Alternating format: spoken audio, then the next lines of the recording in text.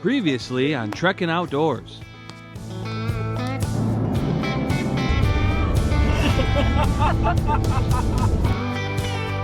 saw an 8-pointer.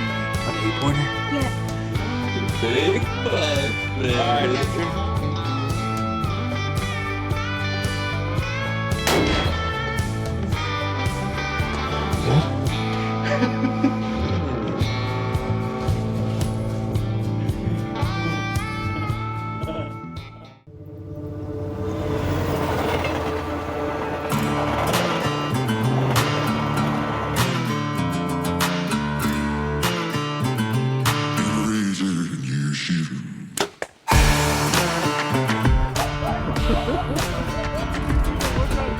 Chris, run! He's got a big snake!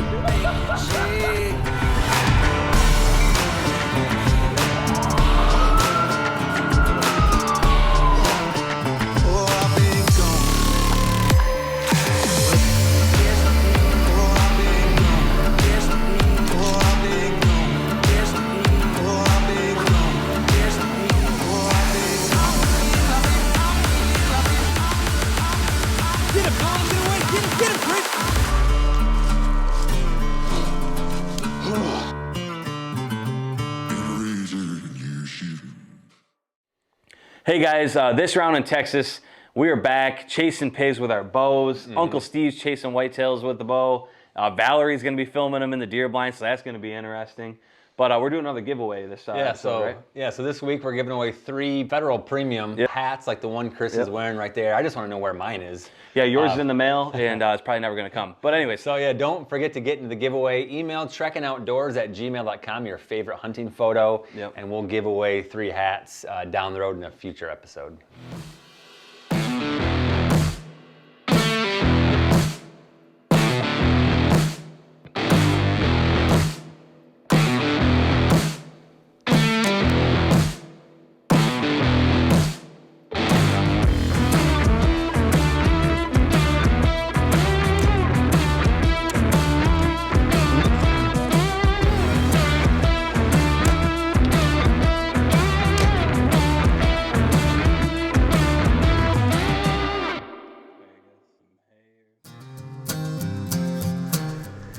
First morning in Texas. Just trying to figure out the GoPro, so.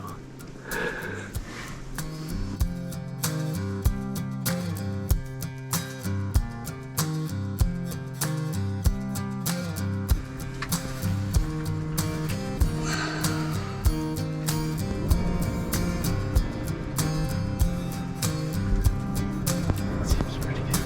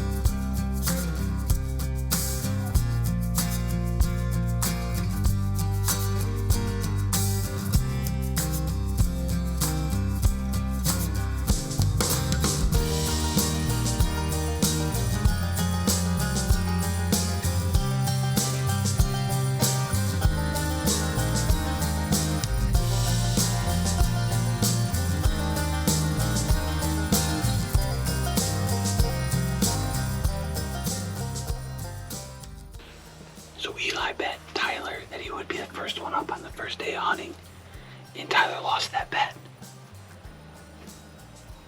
And Eli took his $10 and went and bought himself an avocado.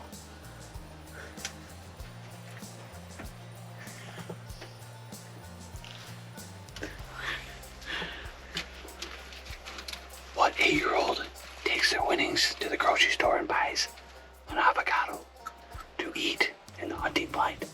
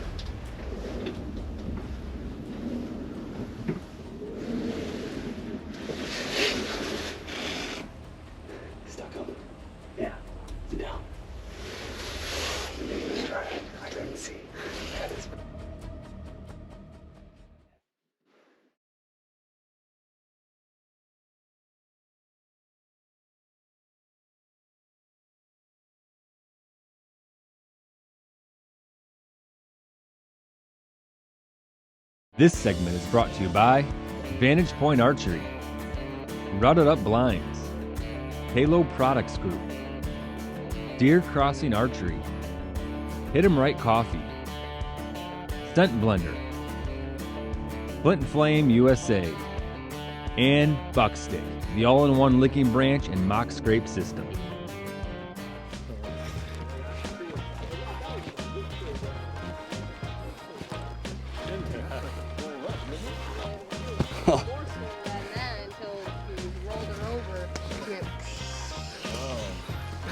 Turn like this way, like this. Oh, okay. Fist bump it. Who wants to kiss that? Yes. I had a girlfriend in college that teeth like that. Hey. All right, so Trekin's on the board with my first ever Texas pig, and it's a pretty big one. And Yeah, I think it's got to be like 200 pounds. yeah, at least. And Solid. Eli was sleeping on the ground in the blind when we arrowed this guy, and he didn't even know about it. And then he right afterwards shot his first whitetail buck, and it's pretty awesome. It's a pretty big pig too. Yeah, it's so, such a unique animal that Yep.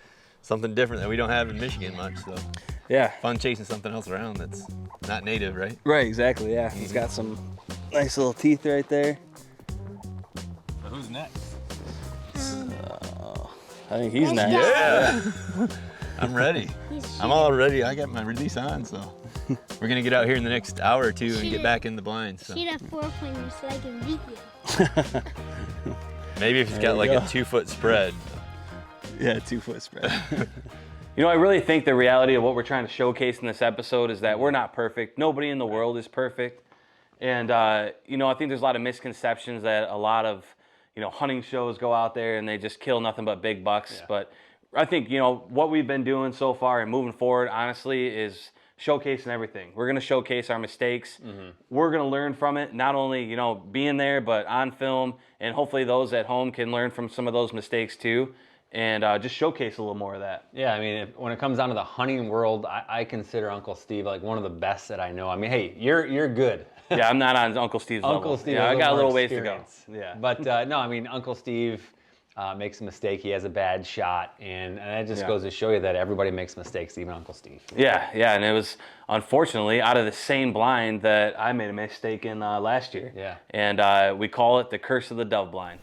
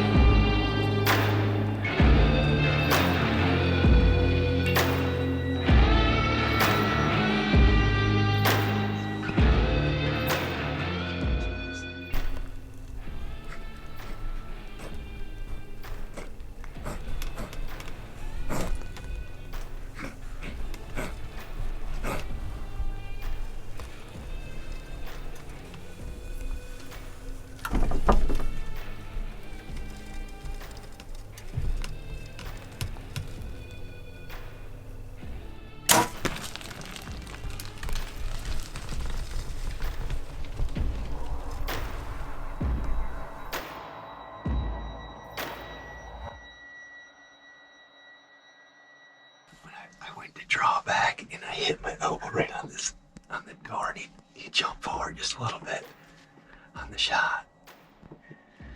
I don't know. I watched the arrow punch through, but it seemed like it was like liver, maybe back of the lung at best. We're gonna have to definitely give this one a little bit of time. Very exciting. No, he came in. Listen, that was the second time. The third time. Third time, yeah. Third time. The first time, I think the birds like flew or something and blew the whole bunch out. But this time he came in, he was perfect right here, like 18 yards or something. Hit my elbow. Probably a rookie mistake. But it was all exciting. Finally I get to draw. So we'll see what happens. Val's here filming with me, so pretty exciting. Is that the first time you've ever seen one shot? With a ball. Okay. Yeah. So. It's exciting. It's exciting. My arrow at one point was like, I saw it. I was like, oh boy. I'm like, take a breath. Take a breath. So.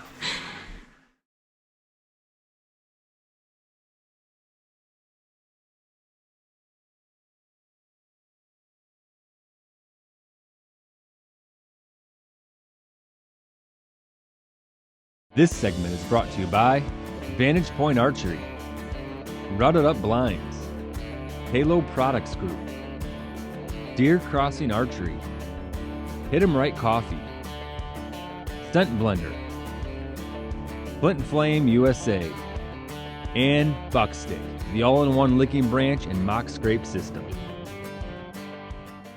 We don't know how, but it is. Easy peasy. I think they're magic arrows. I've seen it. I've seen it. Yep. On an axis deer here a couple months ago. What's up, man? Whoa. Hey. Wow. Bright light. Here, let me tell you a scary story. Scary story. Tell me a scary story. No, I'm gonna tell a scary story about Tyler being his friend. It's a scary story.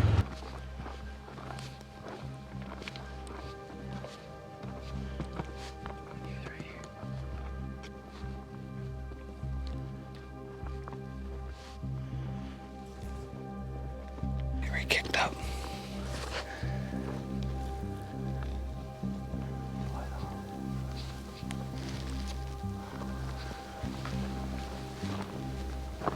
I was gonna go in there, see if I can find light and knock. You'd be able to see it.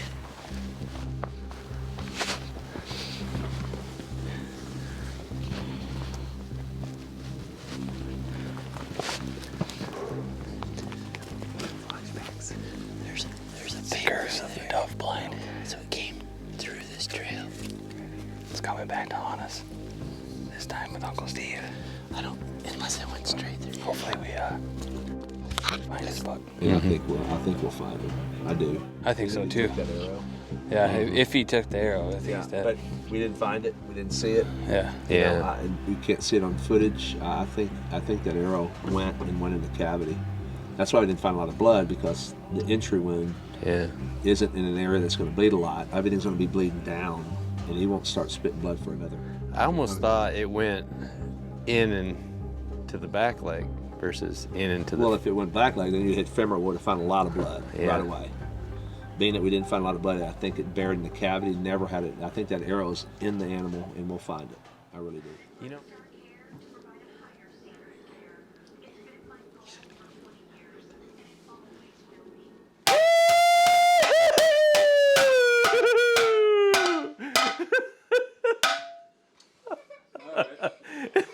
It was Eli's idea. Oh man, I see an axis too. He was like, "Can I do it?" Ooh, well, there's that. Sleep. I let you guys nap 2 days in a row. I napped one time. Never a minute, buddy. Yeah. Stumbled-ish. I got the track there. Blood there. He comes down. Somehow gets over this cactus. Goes and stands.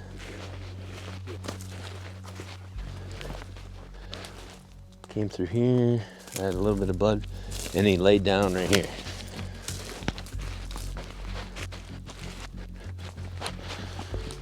Yeah.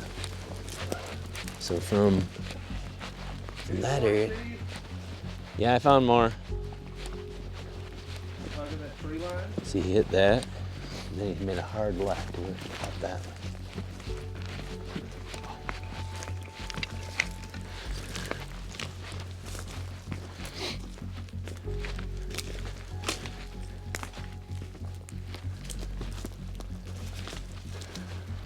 So I'll give you guys a direction, and then you just go rogue and find him.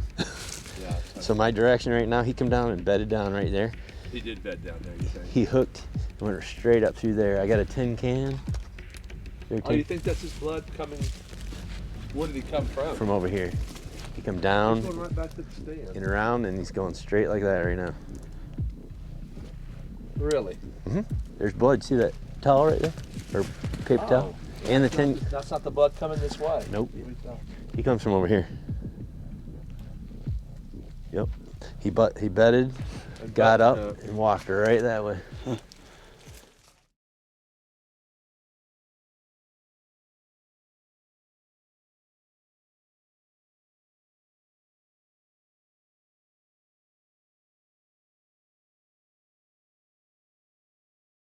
This segment was brought to you by Accurate Archery. Accurate Archery provides the only yardage marker tape light in the world. Visit accurate-archery.com to get yours today. So when we all got back to camp that night, we were looking at the footage on Tyler's camera, and it looked like the arrow had penetrated, hit bone, and possibly deflected into the body cavity of the deer, because when we slowed the footage down, you could see the light had knocked potentially right inside of his body, and it was lighting him up like green stomach. It was pretty crazy. And so we're like, all right, we're gonna give it overnight. We go back in the next day. Collectively, all of us had put on 12 to 16 miles walking, searching for this deer. You know, Uncle Steve made the ultimate decision. Let's go find a local guy that's got some tracking dogs, and he ended up coming in, did an awesome job, but we ended up coming up short. And that's just the raw realities of hunting. You know, you don't always make it happen. And so, we showcased that, and we're gonna take away a few things from this. You know, not just, what had happened to Uncle Steve, but we were able to introduce my son into the outdoor world, and he shot his first deer with us. And it's just moments that are gonna live with us forever, and it was super special in Texas.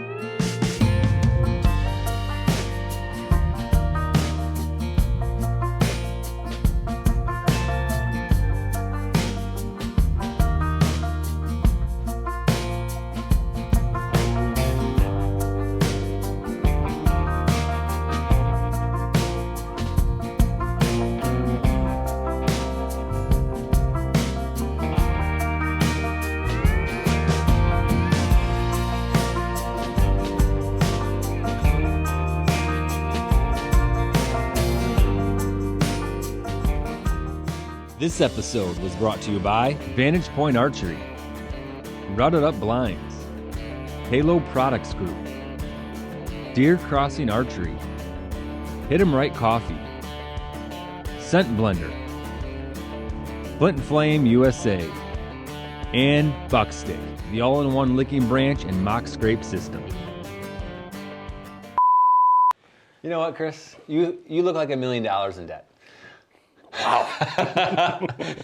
You thought it was good. $1 million in debt. You don't look like $1 million, you look like $1 million in debt. So on the way down here, I was sleeping in the front seat, and Chris put ketchup all over my straw, and I sucked it up and spit it everywhere.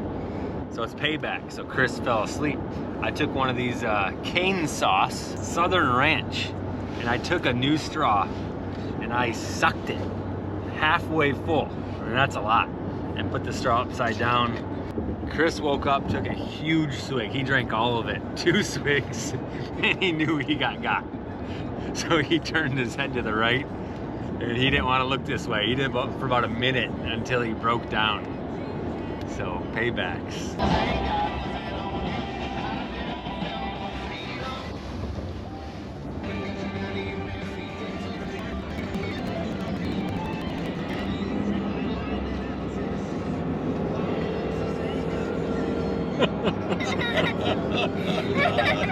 How that one tastes. That was a big gulp right there, buddy.